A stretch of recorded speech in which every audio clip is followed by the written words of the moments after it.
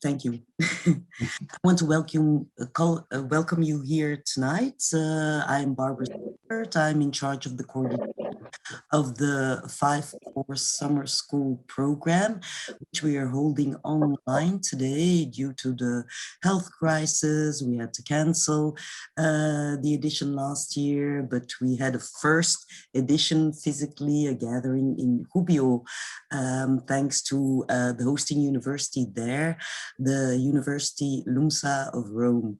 It is a beautiful place and we hope to be able to go back there for a next edition. So for us, this is a bit of an experiment, turning the offline program into an online adapted version, but I think we are succeeding and that we do get to really interact with the small group of students. Everybody has a bit of a webinar fatigue. The summer school itself, I am coordinating it in name of the University Center St. Ignatius Antwerp, which is member of the European Federation of Catholic Universities. We welcome Michael Mullaney here as president of the FUCE and Frank Violet as secretary of the FUCE, as well as some rectors and representatives of the other 55 or even over 55 today universities member of the network. The sending universities, you will see students are coming from Ukraine, Lebanon. We take Europe in a very broad sense. I'm thanking UXIA, my organization, LUMSA as the hosting organization in Gubbio, the FUCE itself, and of course the team of professors and the 5 coordinators I am working with for this course. I have to mention Sara Durell as coordinator of the first course. Peter Hanenberg is your moderator of today as coordinator of the second course on literary heritage. We have Ali Mostafa, expert in intercultural studies and especially Islam, which is an integral part of the course on European heritage and roots of Europe, and Patricia Santos Rodriguez was in charge of the 5th course, and of course Michael Shortall. I will give the floor to Peter, professor of literature at the Catholic University of Portugal in Lisbon, who is the moderator of tonight. We give the floor to 4 of our participants tonight, who will give you their impressions and their visions for Europe. But I gladly give Peter the floor to introduce the topic and the students. Yeah, thank you, Barbara, and welcome to all of you. It's actually a pleasure to be here. This week has been quite intense, but also very rich so far. We have been traveling, we have been looking at intercultural challenges, we have been reading, we have been looking at history, we have been challenging social Catholic teaching. We have been very busy in receiving input and new information and discussions. And the idea for this evening is to allow a broader audience to participate in the special knowledge which comes with youth, with young people who are at a certain moment of their life and their career, and who already bring a lot of experience and expectations, and also maybe some anxiety what future is concerning. And the idea is to share this with a broader audience in the sense of trying to understand what Europe today means. What is Europe for young people? What is Europe for us today? And how can we actually proceed on a way in which Europe is an important player in making the humanism life. The title of our summer school, as you all know, is European Humanism in the Making. And without any further ado, I would like to present the students and give them the floor. The idea is that each of them will respond to 3 questions, and then we will engage in a debate. And of course, the audience is also invited to engage in the debate whenever you feel like doing so. And we are going to start with Sophia. She will present herself in a second. And then she will, as a young woman coming from Ukraine, respond to the first question, which is, how have you experienced Europe so far in your life and in your experience? Sophia, the floor is yours for this. Thank you. Thank you very much. Good evening, dear audience. My name is Sophia, and I come from Ukraine. And I study at Ukrainian Catholic University. I study political science, and it's my 3rd year of studying at the university. So the next year will be my last, and I will have my bachelor degree. So I joined this summer school because I'm really curious about what is it, the European humanism, and how it can be in the making, in the process. And following the Mr. Peter's question, I shall answer that I experience Europe in 2 dimensions. And the first one is a theoretical one, because I have a sort of background, especially from my university, of what is it Europe from the historical point of view, as long as I've studied what was Europe back in the New Age, back when it was a Greece and Roman Empire. And I also study what is it Europe as an institution, as an European Union. What are the institutions and the concepts that comprise what today is known as Europe, as European Union. So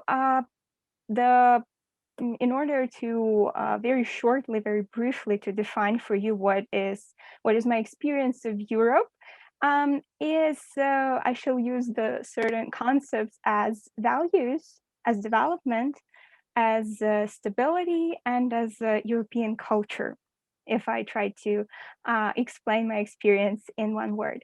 And the second dimension of my experience is the practical one, because I was able, and I hope when everything will be clear with the health crisis, I will still be able to travel around Europe.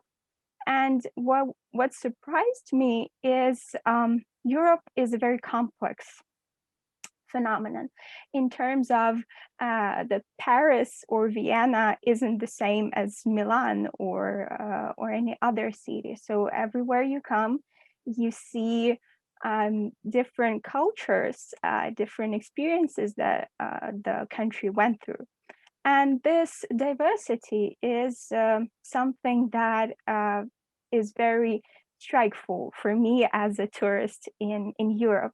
So I see this different people in different cultures combining together in European values mostly. So wherever I go, I know that those are different countries, but still I feel that European culture is something that unites all of those countries, and European mentality is something that is very striking for me as someone who comes from outside the institutionalized Europe. And as a bonus, yes, of my experience is, of course, the absence of Soviet heritage as we have in Ukraine, because whenever you come to Ukraine, and I certainly invite you to come and see and also acquire the Ukrainian culture, here we have still the impression of the Soviet Union that was here back in the 20th century, and we still fight with it. While in Europe, I see the new culture, the new values that I shall say are very close to my Ukrainian heart and to my mentality. That shall be all for the first question. Yes, thank you very much. And it's so interesting that you find common values in spite or within the diversity that you also experience when you come to Europe. And it is also, for me, very interesting that you recognize Europe's unique new value as an absence of Sovietic experience, which is also certainly a very important historical marker of Eastern Europe's experience. But you mentioned also that you are from outside of the institutional Europe, and therefore my second question would be, what do you expect from Europe as an institutionalized, I can't even say the word, organization? What would you say about your expectations? Yeah, thank you. Thank you for the question. Well, of course, my first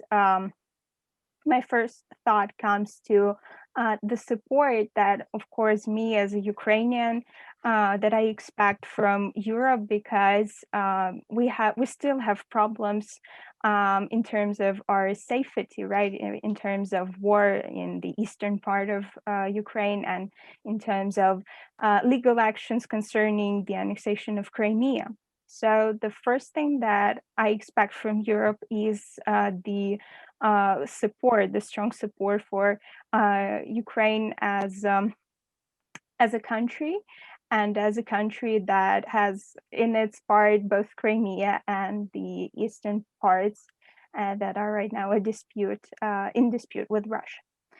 So that was my first expectation. And of course, since I'm the student and since I'm so much involved in everything concerning new knowledge, I also expect, also from the institutionalized European Union, is that of exchange of knowledge, of science, of experience, of such schools also held in Ukraine, and also talking about maybe some issues that both touch Europe and Ukraine, and maybe we shall find some new ways of dealing with those problems. And I also expect that Europe shall share with us its experience of growing, of making a very unique, stable environment in the European Union, despite all the crises that it faces, as we all face in all countries around the world. And I expect to develop the close ties with Europe as my country, Ukraine, and the European Union, to truly be neighbors and to truly be sufficient for one another. You remember, Sophia, that we were talking about one of the founding values of Europe as being peace. And I found the same interest or value in your first expectation to support Ukraine in having a safe and peaceful future. And so sometimes in Western Europe, we think, oh, this issue of the peace is something from the past. But your testimony gives us the idea that it is very much to the present, of course. And in this looking into the future, is there anything that you are especially afraid of concerning the future? Yes, well, the past week was very valuable, especially in terms of certain issues that Europe faces in the 21st century. So I shall recall to one of the lectures that we had, and it was on the European identity. And I remember this very striking caricature wherein the old man is sitting in the bench and saying, well, we've been building this, and shows to the European building that, well, you understand it comes from Europe, and we've been building this for 50 years. And next to him sits the younger man who says it's boring. Well, for me as a student of political science, it isn't boring at all, because I'm curious, well, how is it possible for 50 years to function in the way that Europe functions, and to prosper and to grow the way it does for since the second half of the 20th century? So my biggest fear would be that this Euroscepticism that might prosper in this boring so-called attitude, and that eventually being skeptical to something very fundamental and something that actually very much has a very big impact on your life, being skeptical to that might has as a result the falling apart of those values that connect countries and connect people. So that would be my fear, that through this skepticism and through this issues, the Europe might lose its connections and its unique feature of being connected through diversity. And sometimes when you read the newspapers, you feel your anxiety confirmed. Yeah, There are a lot of debates on Euroscepticism. Sophia, we will come certainly back to your experiences and expectations in a later moment, but we might now switch to Bruno and his experience, which is not only bridging countries, but it's also bridging continents. Bruno, say a word on you. Yes, thank you. Good afternoon. I am Bruno, and I come from Macau, which was a former colony of Portugal, off in the coast of China. And I come from a mixed family. So my parents have both blood, and in a sense, that was my first link to Europe, as my parents, since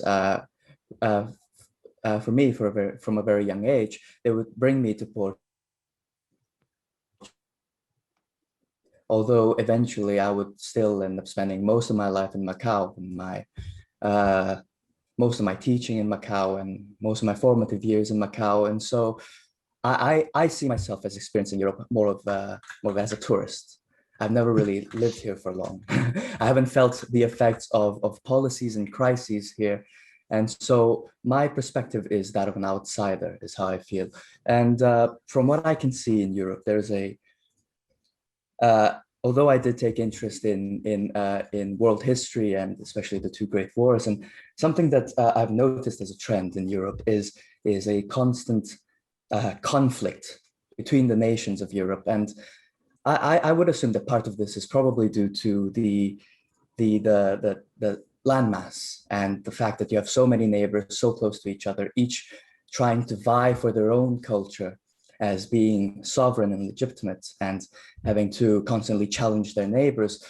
But of course, as we see now from that conflict, we have blossomed a kind of cooperation that is really unprecedented and unseen throughout the world, and where we have so many different nations from a variety of cultures, speaking a variety of languages, really coming together and trying to build something better, and trying to ensure that all of that conflict, all of that bloodshed will not happen again. And so my experience in Europe is also very reserved, as I've mostly spent my time in cosmopolitan capitals. And it was only really recently that I've began to appreciate that there is much more to Europe than the capital cities and the tourist attractions. I've lived for 2 years in the UK. I had the luck of spending my time not in London and not in the big cities, but in a smaller, albeit relatively well-off area called Bath. And I've studied there 2 years, and I got to learn about the local culture in a deeper sense, as well as spending now here in Portugal, about to finish my course for 3 years. And I've got to explore a lot of the deeper Europe that you don't see in posters. You know, when people think of Europe, especially back in my hometown, they might think Berlin, or they might think London, or they might think Paris or Lisbon, but they've not seen Girege or Inverness, or the hidden places like Gdansk. There are all places of beauty that aren't really explored. And I do hope to explore more of that in the future, as I think that oftentimes, although we think of Europe as this great center of cosmopolitanism and diversity, a lot of this culture is also very hidden. And what we tend to see are places that are already relatively homogeneous and relatively integrated in a multicultural sense. And if you compare after 3 years in Portugal, 2 years in Great Britain, the idea that you have about Europe to the idea that you had before, or that your friends in Macau still have, what would be the more salient difference? I would say that it's really that sense of maybe it's partly partly the lack of homogeneity oftentimes in Europe that really give this sense of cooperation and diversity, and people who are willing to help you despite everything, and people who are willing to treat you and speak to you, and it's a much more open society. And I do hope that this continues. Although with the pandemic, we've all had to kind of close back down and crawl back into our little holes. I do hope that this continues as more nations maybe integrate into the EU or begin to cooperate together, that we can continue on this wave of a sort of cooperation for values that put human life and liberty and dignity at the forefront. And when you speak about cooperation in this sense, are you thinking mainly on inner European cooperation? I was wondering what you, now from a Macau point of view, would expect from the European Union or from Europe in a wider sense. Is there anything that Macau expects?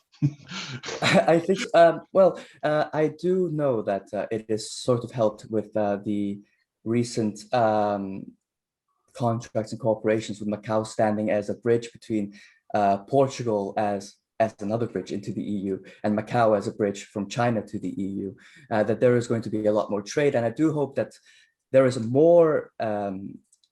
more conversation started because of that. There is more exchange of values, and we can all learn from each other because of that. I do hope that the EU really continues to be a bastion and an example of what can be done if we do cooperate, if we do come together, if we do set aside the differences of race and nations and identities and really try to work together for a common goal against greater crises that we seem to be facing every other year now. We really need to come together and try to solve these instead of constant bickering at the sides. And I do hope that we continue on this, even if I have my reservations on the European Union. I think as a project, it's worth a lot. Of course, I'm now curious about your reservations concerning the European Union. Would you be able to say 2 words on that? Oh, yes, of course.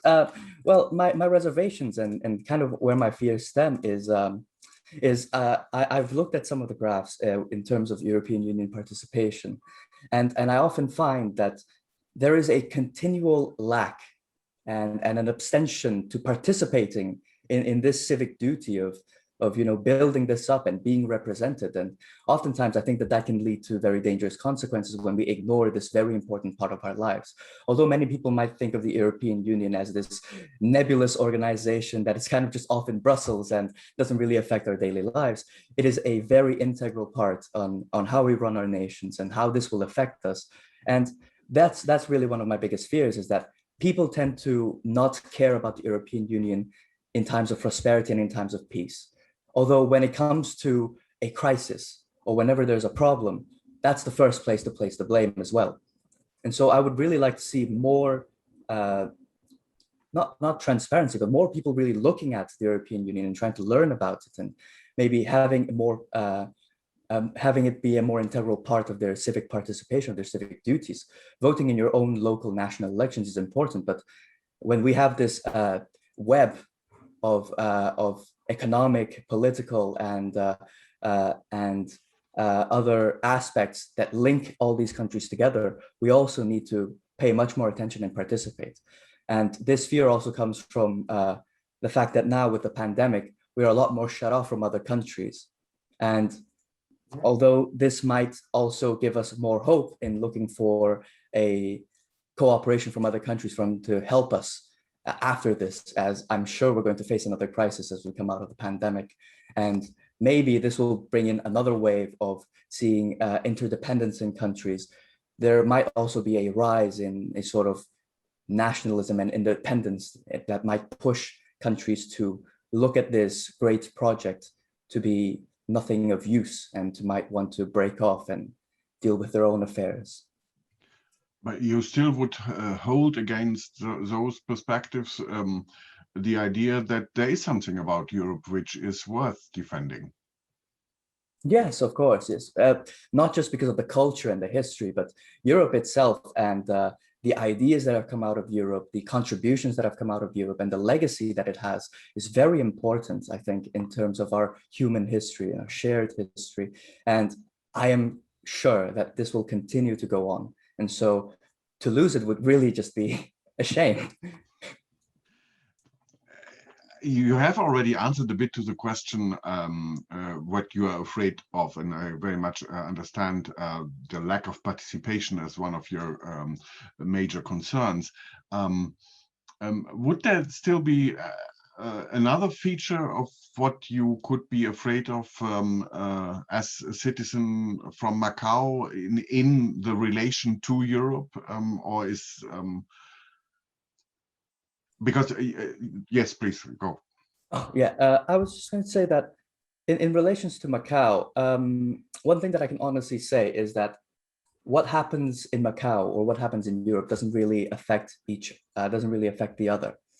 And so in terms of fears that it might affect me, there aren't much other than really positives. I mean, Europe gives me the opportunity to have one more place to travel, to have one more place to learn about, to have one more place to look for opportunity for jobs and employment and ideas and advancements.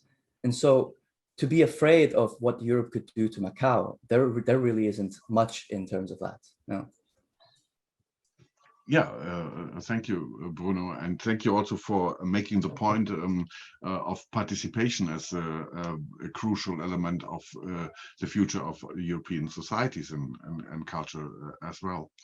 And in a certain sense, now from the wide context, global context of China and Macau, we're going to the heart of Europe, to Ophélie from France, and she also has to say something about her perception of Europe. Yes, so hello everybody. I am Ophélie from Toulouse, from the Catholic Institute of Toulouse. Thank you all for being here, and thank you, Mr. Hanenberg, for having me here.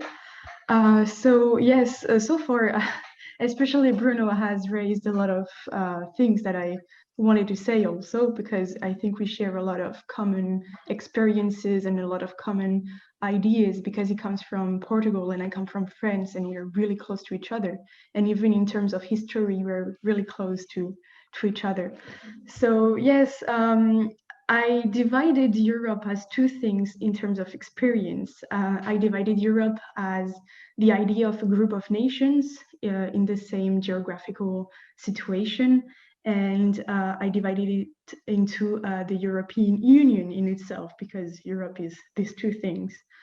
So first of all, I'm going to talk about like the Europe as just a group of nations, and I feel like I experienced it through the closeness that I have with people from from other nations in Europe. For example, I lived sometimes in South Korea, and when I met someone from Europe, we already had a connection just because we came from Europe, and even though they weren't from the the European Union, we already had a connection because we have similar experiences, we have similar ideas, similar values, and similar history, of course, because the history of Europe is really linking all of the countries together.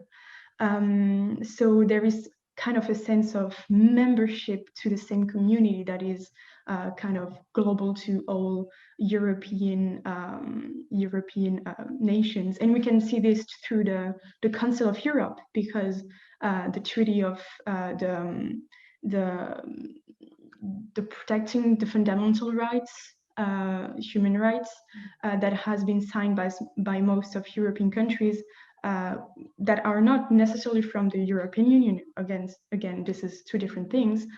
This has shown that we share same values, and we share the same ideas and same goals together. So yes, there is kind of this sense of membership together.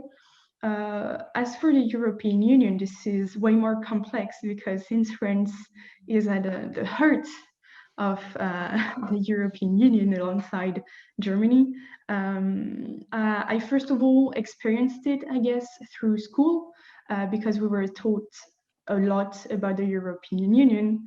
Maybe not enough, but I'm going to come back to this point a bit later on. And as a law student, I also learned a lot about European law, how the institutions worked, what the European Union substantially is. So yes, now I understand way more than other people what European Union is in terms of substance. I also experienced it through voting. Bruno has raised the points a lot in this. It was actually like the 2019 election for the parliament were actually my first the first time I voted, which was really meaningful to me. I most of all experienced it through my movements through different countries.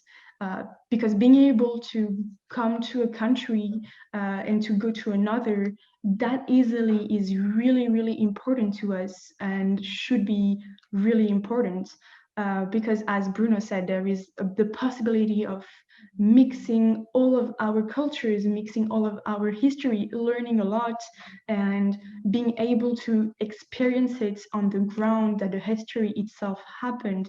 And that easily is really, really important, and should be important to European people.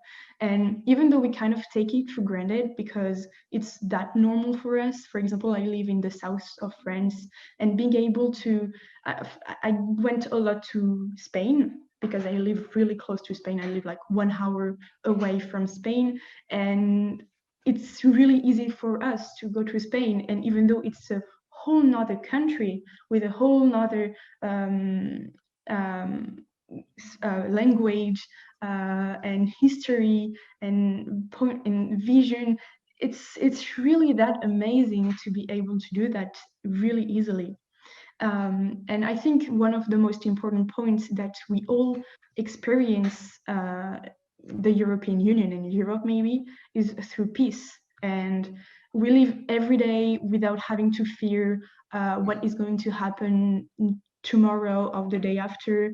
And as a French person, I was taught a lot about the World War, and even my family was deeply affected by the Second World War.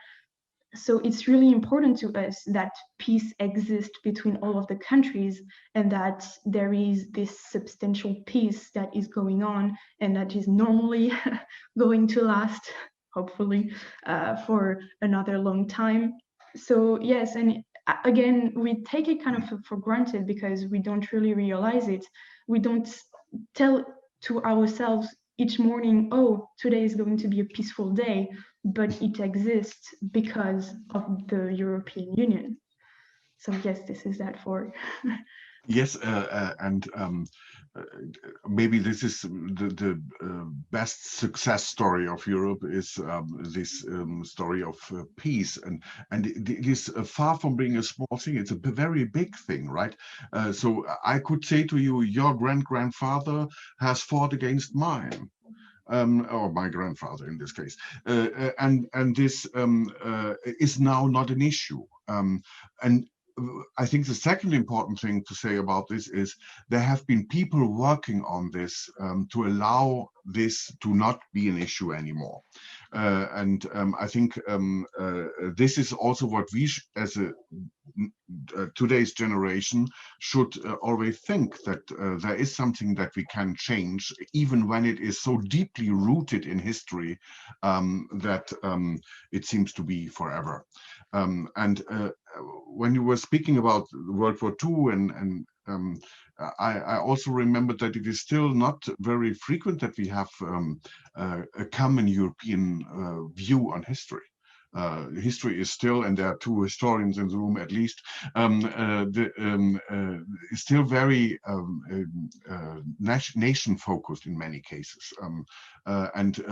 Writing on the Second World War from a perspective which is both readable in France and in Germany, that is a special art which is still to be further developed. And that leads me to a second point that I found very interesting.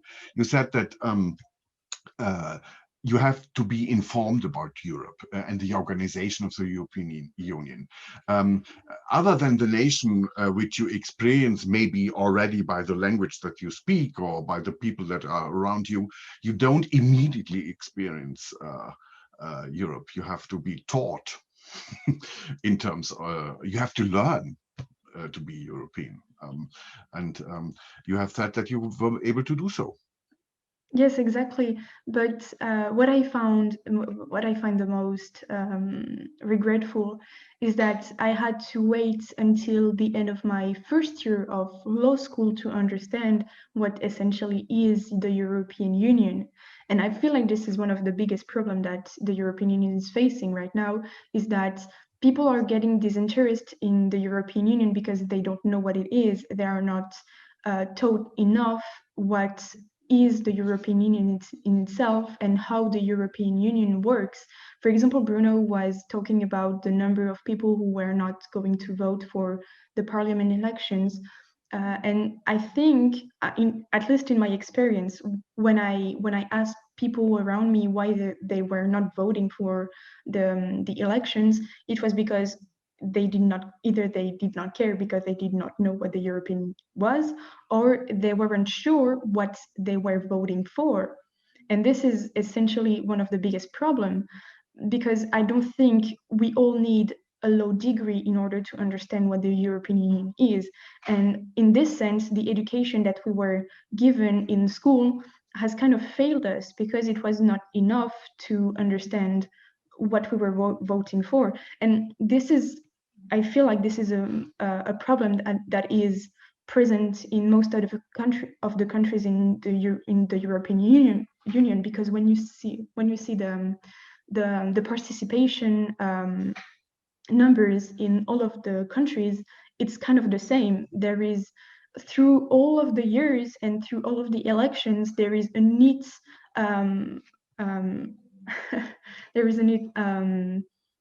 going down on the numbers in all of the countries. So this is something that is common to all of the European countries, and this is something that the European Union should be focusing on, because the European Union will not even be a thing if there is no one to take interest in it. May I tell you a secret? That's why we are running this summer course. Yes. Also, in service of making the idea more known. And I tell you a second secret. Sara Durell has made her life out of this, because she is working on the institutionalization of Europe in history. And it's very important work to do. Thank you, Peter. Yeah, it's true, right? Ophelie, and are you afraid of something that might happen to Europe, or are you very confident that we are going into a common future? Well, I kind of answered the question in a way. I think the disinterest in the European Union is really, really alarming, and the fact that it's increasing amongst the youth especially is really, really alarming right now, because when I see the number of young people who are not going to vote, who are not getting even interested in it, it's really regretful. It's really kind of like ringing the bell for us. And this is something that we have to work on. This is something that the European Union has to work on right now. There is no waiting for it. And even though we are in a global situation that is kind of hard to understand, hard to deal with, especially, this is still something that the European Union should be focusing on to like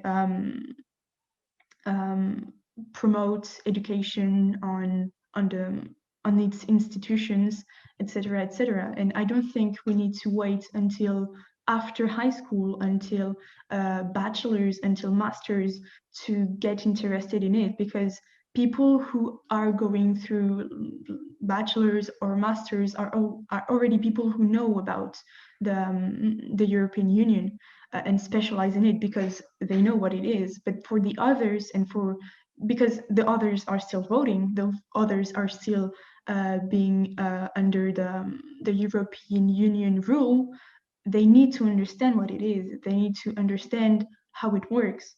And I want to raise another point, because as a law student, I studied it a lot. In European law, we learned that European Union right now is at a crossroad between choosing what essentially is its nature.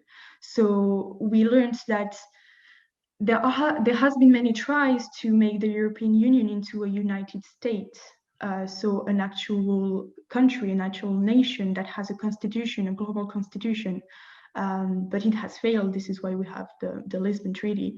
And many countries, especially France, are against it because they especially want to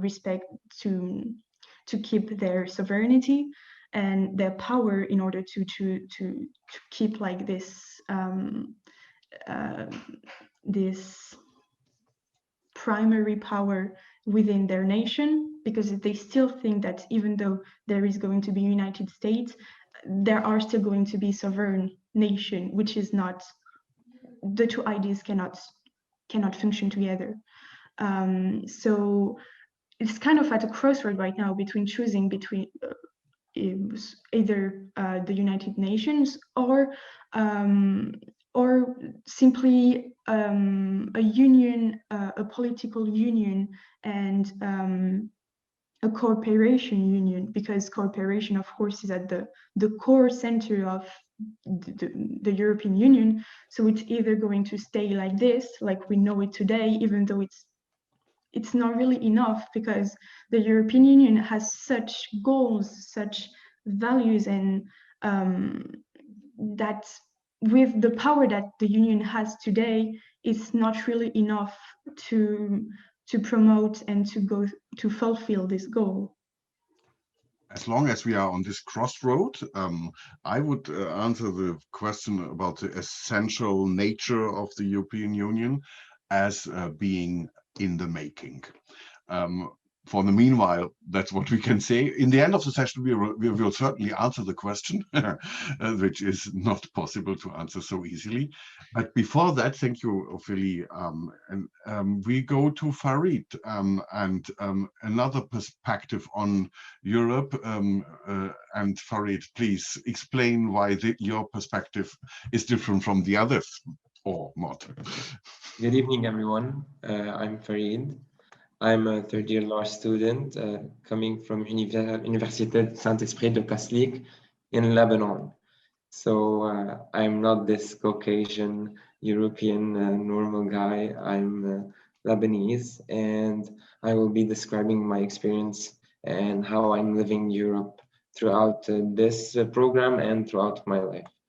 So I will start by quoting Neelie Kroes that defines Europe. That is, Europe is about a new kind of community, one not contained by historical legacies or geographical limits, one without borders or barriers. So I will start by that to describe that Europe is a very new experience to me. And although I've traveled in this continent, I'm still discovering what's Europe. And I'm still discovering that Europe isn't an arbitrary name in a map or a very territorial, geographical, limited continent, but in fact, Europe is a shared life and a sequence of behaviors that we practice in our values in life. So I've already told you that I've traveled to many countries in Europe, and I thought before today that I've never experienced the real meaning of Europe before I decided even to apply to this program, because I never knew this definition of it. And I've never tilted my perspective towards this idea, but now being in such a diverse community and talking with you, and joining these lots of people from different countries and nationalities, and following the discussions that we were having for these 4 days and the cultural variation that we had, I started to give and receive. And this is what I call the real sense of the Europe that I'm meeting right now. And I deducted afterwards that although I witnessed with us this solidarity and equality between us all, and how all of you considered me as one of yours, and I never felt wrong, or I never felt as someone to be disregarded or looked at in a different way, that I really am considering to love this definition. And now I will take this speech into a very historical way and speak about the relation between Lebanon and Europe. And this goes back prior even to the genesis of the European Union, considering the cultural interaction between my country and this continent, and how this was an applicable norm, this cultural interaction. And since I was part of a school that was established by European missionaries in the 19th century, Collège Saint-Joseph d'Antura, I experienced, now I know that I've experienced a part of these values, and how Europe has even influenced my life. I started to experience these values throughout my short life on this little planet of ours, and feel this relation between us and the importance of how I should open to new horizons and have this curiosity to dig in to these values of ours, these shared values of ours as Lebanese and as European. And I think that this may allow us to build deeper relations and good cooperation for a better society of ours.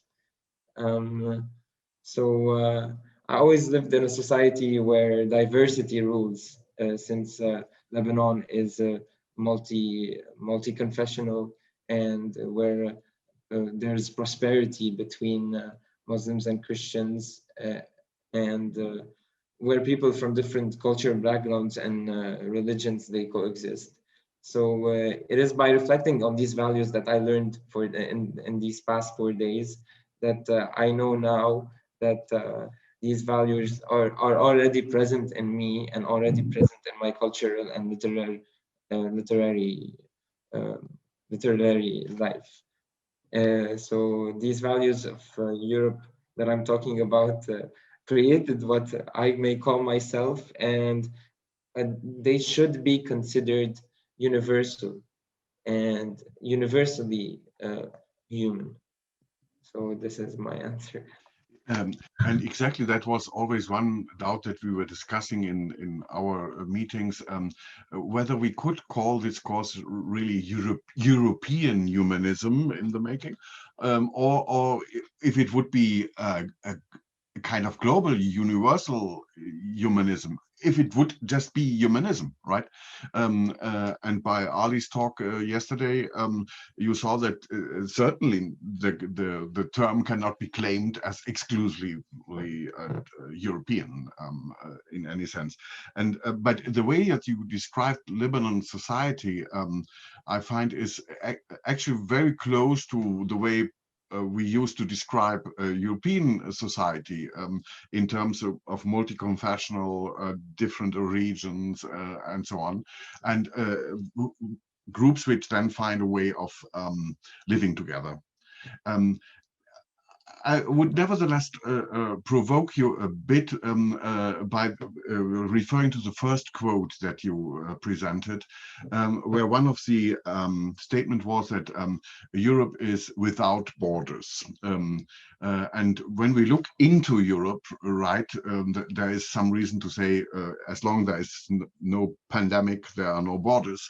But if we look at the global map, don't you think that Europe has a lot of borders, bordering to other cultures? It does have lots of borders related to many countries, but sometimes borders are imaginary, because you're in Europe right now, I'm in Lebanon right now, and these borders are broke now through internet. I'm speaking to you, it's like you're next to me. This communication of ours is creating what we call Europe, and these values are present between us now, right now. So they are not effective in the sense that they. I think it's a political issue that should be disregarded, considering the values that since they should be considered international and not only European. So Europe isn't about these territories. Again, I'm really influenced by this European community. I've studied. I'm a trilingual person, so I speak French, Arabic, and English at the same time. Which French is my favorite language to speak. This is what I'm talking about. Europe has no borders.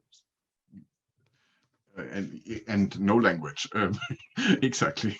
But the shared language of translation, maybe, or the efforts to speak in foreign languages. Is there, if you look at what you have described very positively, is there anything that you are afraid of when you think about Europe or Europe's future? It's something that I will be very short about.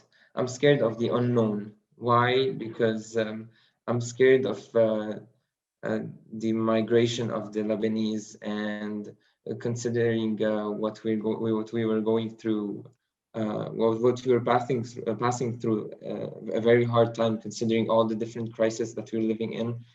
Either economical, political, social crisis of many sorts, and given that we youth are the essential actors of change in this society, and considering that we are the hope to our ascension from the ashes that we lived 8-9 months ago. So giving this limited resources that we live in, I hope, and I guess my community hopes, that we could have the support of the European community to our project as youth for a better Lebanon. So I hope for a stronger implication of these values in my society, and that will lead us into a better future by supporting our civil society, and opening more opportunities for us to deepen our studies, maybe in this continent of yours, in order to come back to Lebanon with the mission of playing in this court of change. So this unknown that I'm speaking about is considering the creation of this Lebanese diaspora that is traveling in a huge percentage to these European countries or American, etc., to learn these values, and to learn to feel educated more than they already are, because following these issues we are going through, I don't think that Lebanon can continue this way. And if all these Lebanese educated people will travel to these countries, etc., I'm scared that we're going to lose these values, since all these uneducated people will stay here, and we will go away without even thinking about coming back. So it's a very sad future that I'm maybe expecting if we continue this way. But as I understand, this perspective is based on three fundamental concerns. The most general one is the unknown, the unexpected, the unprepared, which is easier to answer. Second concern, if you have resources to do so, the lack of resources. And Lebanon has been a victim to many losses of resources in the last years and decades. And the third thing is about learning and trying to find solutions with the resources and with the people, and certainly brain drain as a phenomenon which is common to many countries is a big threat. And I think I don't know how much the European Union has already knowledge about how dangerous this is, not only for everybody, for the people and for the countries and for the neighborhoods and for everything.